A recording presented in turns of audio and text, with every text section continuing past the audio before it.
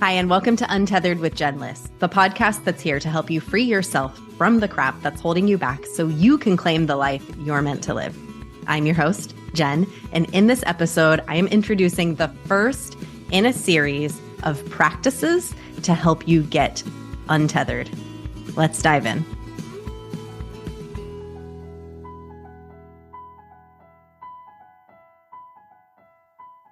Hi, friend. It's Jen. Welcome back to the podcast. Today, I'm jazzed, super jazz hands, jazzed to introduce a series. We're going to do a series of episodes over the next couple of weeks talking about practices that could help you get untethered. Now, the practices that I am going to share in this series are practices that I myself have chosen to participate in. Maybe to varying degrees, I've chosen to participate in. We're going to talk about Reiki, which my husband and I just experienced for the first time this weekend. So it's super fresh, and I'm jazzed to share about that with you. We're going to talk about breathwork, of which I facilitate. So deep sense of knowledge about breathwork. We're going to talk about acupuncture, something that I think a lot of people don't really know what the heck it is. They're curious about it, but maybe have not tried it because they don't really understand what it might be like. Maybe needles scare them, all the things. So I'm excited to share about acupuncture. I'm going to talk about taro, something that I think has lots of connotations around it that I think people just don't tend to understand. And by people, when I say people, I'm actually talking about myself. Myself 2 years ago, 3 years ago, myself 3 days ago before I tried Reiki. And I want to just introduce these things for a great reason. The reason that we're talking about this is because some of these practices, inviting something new, inviting a new idea, and it doesn't have to be some of these energetic practices, Reiki, breath work. Some of these things are around energy, which is where my personal focus and fascination and interest is in. But really, the concept here is inviting ourselves to explore something new, to explore a new perspective, and seeing how doing that exploration, actually taking part in something different, something new, expands our understanding of ourselves. Helps you to understand yourself on a deeper level when we step into something new. Think of this like travel. If you've ever traveled to a new place, particularly if you've ever traveled out of the country or to maybe you went to a different cultural experience where all of a sudden something feels foreign to you. All of a sudden, you're seeing yourself differently. You're seeing others differently. It just brings this new sense of perspective. And these things, in particular, these practices that I have participated in, more spiritual, energetic practices, have really been influential in my own life because I myself had gone so far away from spirituality. I was raised, I've talked about this in multiple interviews. I was raised Catholic, very Catholic, extremely Catholic, went to Catholic schools. And I came to a point in my adult life where I started to reject all that I had known. And I know that this happens to a lot of people. I just came to this crossroads where I'm like, I feel like I don't know myself. I'm just doing these things because it's what I've been told to do. And I had so much guilt and so much shame and all of these negative emotions surrounding it that I had to separate myself from it in order to really come back home to myself and ask myself, what is it that I believe? Why do I believe it? What makes sense to me? What makes me feel good? These are all of the questions that I didn't know at that time that I had, but I had them. And as I've come back around, I have my own views of spirituality, and I think that's okay. I personally, I think it's the reason that we have these practices, that we have ritual, routine, all of the things that religion brings to us. We're only going to surface level this, y'all, because I think it's important in understanding why these things are not bad. Because, and I say that because my Midwestern Catholic girl in me saw some of these things as scary, potentially bad. There was shame around trying them. And so I still feel like some of that exists somewhere in my body. And so that's why I bring it to this level. And this is in no way, shape, or form am I dogging on any kind of religion, spiritual practice, or non-spiritual practice. What I think matters most is that we feel good, that we feel good and we feel fulfilled, and we are fulfilling our purpose in this world. And when we're feeling shame and guilt and stuck and all the things and so wrapped up in all of this junk, we can't live our purpose. So we're all on our own unique journey of this and coming to this and coming to the realization of our purpose and learning and growing.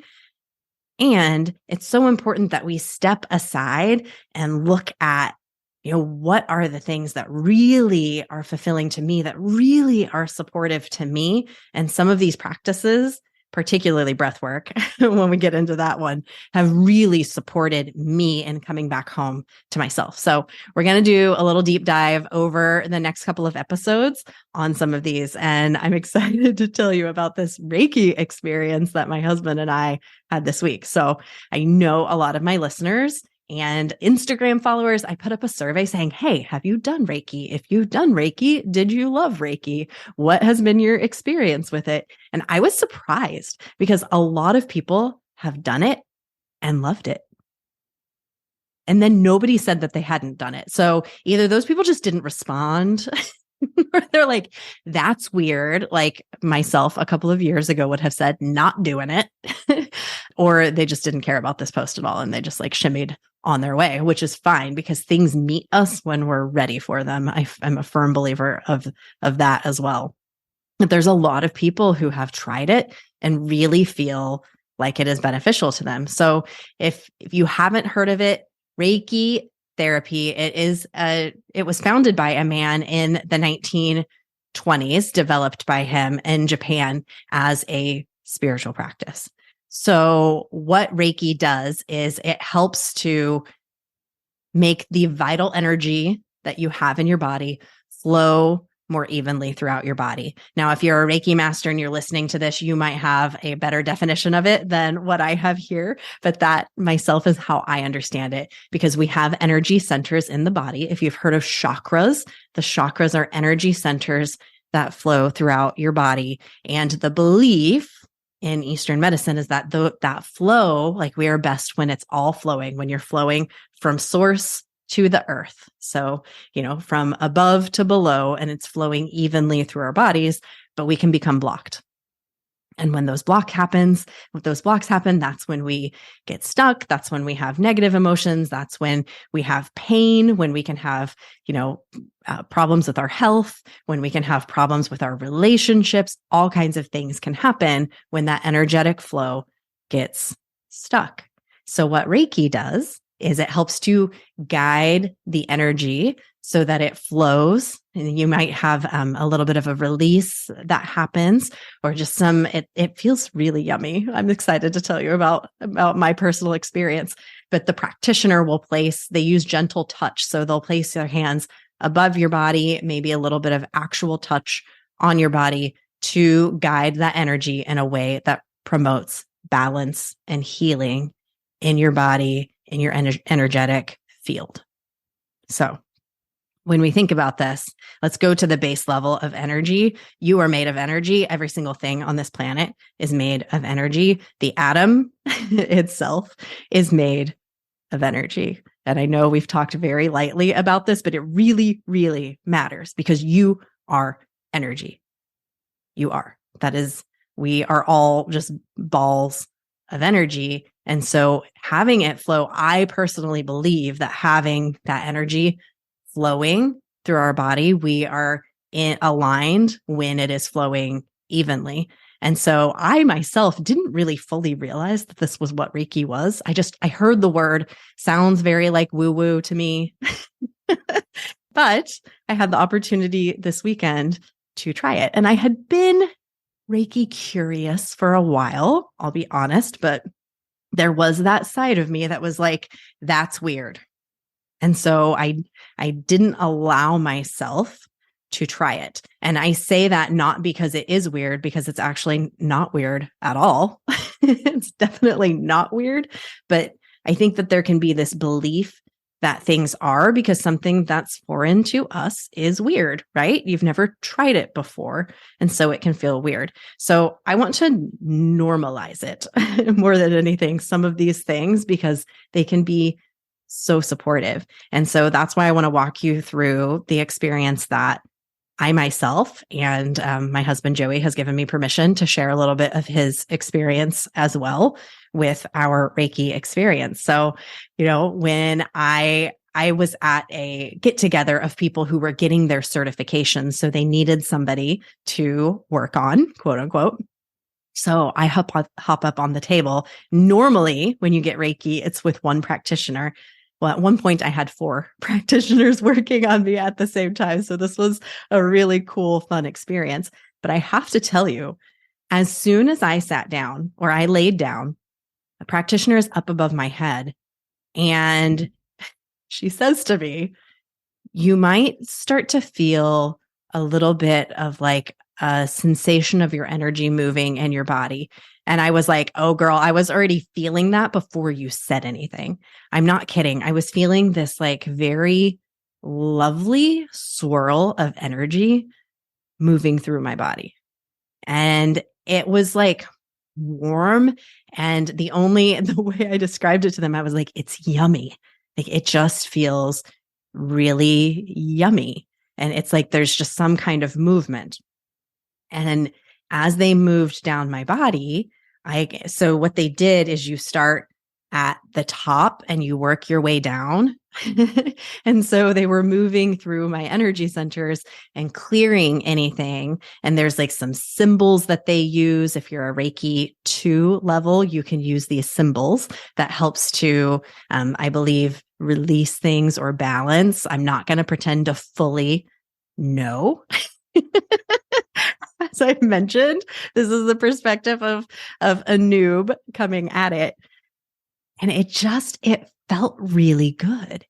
And it was so interesting because at one point there was somebody at the top and there was somebody at the bottom. And the Reiki master who was there teaching these 2 individuals was like, there might be a buildup in the middle. And before she had even said that, I was feeling this sense of like tension in the middle of my body, like in my stomach area. And I was like, yes, please. I'm actually feeling that. And so she came over and did whatever it is she does. And I'm not kidding you, it released. So what was so fascinating to me, and this is what's so interesting to me about energy, and I'm going to divert for a second here in a moment, is that in both situations with the yumminess flowing through my body and that feeling in the middle, I didn't know what they were thinking. I didn't consciously know that I should already be feeling something. And I didn't consciously know that something was like building up in the middle. Like I didn't know, she didn't know, we didn't have a conversation before I had felt it and she sensed it. See what I'm saying? It's wild. It's wild. So anyway, this Reiki master is very in tune to people. And it was so obvious to me after this experience that something happened, whether it's psychosomatic or actual energy, whatever you want to believe. I personally believe it's actual energy. Something happened. Something shifted in my body. Now, I want to go back for a second and share with you why I believe so firmly that we really do emit different energies from our body, that we have different flows going through our body. And when you have an energetic block, it can shoot out sideways, which is why sometimes you have, your energy isn't flowing nice and smooth. We can have, like like everything is so built up and you feel so stressed. So when I did hair, It was well known that the station that I worked in at the salon had electrical issues. There were electrical issues with the station, and we had electricians come out all the time because my flat irons kept getting fried. Like my flat iron, I bought more and more expensive flat irons because my flat irons kept getting fried. Like they would just suddenly stop working for no good reason. And so we had electricians come out multiple times to check out what is going on in this station. Well, then they never could find anything, by the way. One day I had to move over to a friend's station. I'm working at her station, and my flat iron fries, brand new flat iron, dies in this new station. And so we have an electrician come out and look at this station. I'm like, this problem is moving from my station over to this station. Something's going on here. So the salon owner has an electrician come out, and he looked at it and he said, he turned to me at the end and he's like, there is nothing wrong with the electricity here. He said, there are people, he's like, I've done this a long time. There are people who have the capability of emitting electric surges. And he's like, you have to be one of those people, because there's no reason that this is happening to you. Like from the electric perspective of how things are flowing in this, he's like, you are conducting electricity and it's creating this situation that is happening. And that day I had the biggest aha, because I have had electric problems in every single one of my vehicles. All of them. Every vehicle that I've ever had has had electric issues. And I started paying attention to the flat iron issue, and I started rewinding some of these situations. And the most frustrating thing about these flat iron situations is that it was always on a day where I was like running behind. I'm in the middle of a wedding party. It's like something's happening, prom. Like there are like 5 people backed up waiting for me to get to doing their hair, and my freaking flat iron dies. Well, it actually makes sense that that happened then, because my stress level, my energy level, like you can feel it as I'm talking, it was just rising to like just ridiculous levels on those days when I was doing hair. Like I was so stressed to the max, and I was frying my flat irons with my own energy. I'm convinced. You can think that I'm batty, but I am convinced. And now with the work that I have done with breathwork and what I have done just this weekend with Reiki, and the experience of my husband in his Reiki. So I know this is a long aside. However, I think it's so important to understanding that this stuff is real. I am a firm believer, and I'm going to stand in this. And I don't talk about it as much as I probably could or should on this podcast, in how your energy impacts the world around you, and how important the flow of your energy is to your day-to-day interactions with other beings on this planet, with other things on this planet, with your car, with your flat iron, with all of the things. Our energy truly matters in so many beautiful ways. It's not just in a negative, like my energy is not flowing, but also when it's flowing, it's so beautiful. Your enthusiasm, your love, your passion, your excitement is your biggest tool. Your joy is your strategy. When you're in alignment, when your energy is flowing, that's your freaking strategy in this world, because that's what you're here to do. That's what we're here to do. Nobody came to this world to intentionally make it worse. We were all brought here to learn and grow and develop it in some way. And some of us lose our way, right? And that's okay. It's okay. We get to change course. We get to shift. We get to find our way. And I believe that path that we're all on is all for some reason. Like we've all been brought here to come on this journey and to teach each other and to learn and to experience. And so it's part of the experience. So speaking of experiences, back to the Reiki. Here, I have to tell you about my post Reiki experience, because that's the most interesting, fascinating part of this story. So I got the Reiki and it felt so good. And so I felt the whooshing through my body. I felt that tension in the middle that they helped to release. And then they were like, okay, just really want to encourage you to drink a lot of water. And I was like, oh, why do I need to drink so much water? What happened? Because my eyes were closed, And, they shared a little bit about, hey, some stuff was released and, it's just like getting a massage. You want to make sure that you drink lots of water. Y'all, I was so thirsty. I can't even explain to you how much water I drank. I've got this like 28-ounce water bottle. I drank 5 of them. I woke up in the middle of the night so thirsty. And I was just drinking and drinking and drinking. And I had been fairly hydrated that day. It's not like I was dehydrated prior to the session. I drank so much water. It was wild. Like, okay, when they talk about thirst, like the thirst really happened. And then the next day I go on a run and I was like, I stopped to look at the moss. So I live in Portland and this is moss. This is ultimate moss season here in Portland. There's so much moss, but I felt like I was seeing in color for the very first time, looking at the moss on some of these trees. I'm like running along and I was like, it looks like it's like lime green. It's just so green. It's so bright. Then I stopped and I have an obsession with trees, but I stop and I go up to this tree and I'm like, it's like I'm seeing things for the first time. And I was like, oh my God, is it the Reiki? Is it the Reiki? What's happening to me? Why is this so bright? Why am I seeing it like this? So I don't know, but I felt like something was different. And then prior to that, I forgot to share with you that I had dreamless sleep the night after getting Reiki. Dreamless sleep. And I have a lot of nightmares. Most of my dreams are nightmares, which, could get into that with a sleep expert, I'm sure. But I had completely dreamless sleep that night. And then they needed somebody to work the next day. So I went back and got Reiki again the next day. And I actually had an emotional release.